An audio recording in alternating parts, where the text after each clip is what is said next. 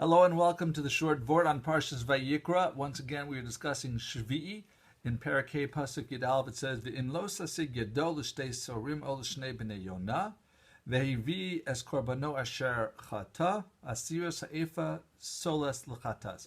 So this is talking about a korban ola v'yoreh, which is brought for different sins, and there's three different amounts. There's the rich amount who brings a goat or a sheep.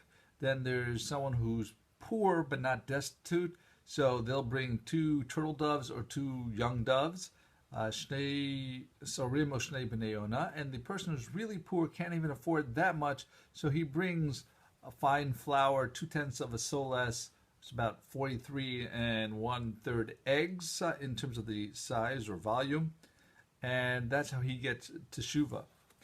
And the Sefer Chinuch says that if the poor person that can't afford more than the fine flour, if he brings a larger amount, he's actually his korban is not accepted, it's rejected.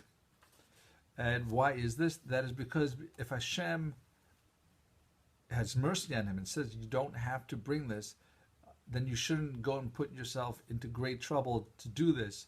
In one respect, it's actually, you might be able to change one level to go up to the turtle doves, but if he goes up to the level of the rich man, then 2 steps, then that's not acceptable. And Rav Pam says this teaches us an important lesson, because here we're talking about someone trying to do tshuva, and yet he shouldn't go out of his way to overspend beyond his means for this purpose. He says today is where we have so many luxuries, so many things that we don't need, that we shouldn't be going into debt to keep up with the Goldbergs. We don't have to have as an extravagant a wedding or bar mitzvah, or even coming up for Purim, to spend so much in all these different themed mishloach manos to go to dozens of people sometimes. It's more important to give actually for the matanos levyonim, because that's where someone really needs it, unless someone needs the mishloach manos for the meal itself, which is the purpose why you have 2 different types of portions to be used for a Sudas Purim.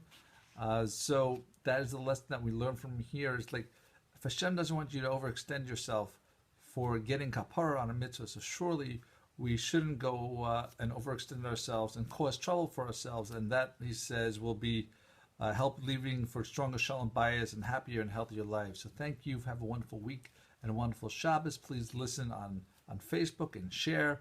Subscribe on YouTube, Facebook, or Twitter every week so that you can hear the short Vort on the Parsha. They're usually 2 to 5 minutes long. So thank you again for listening.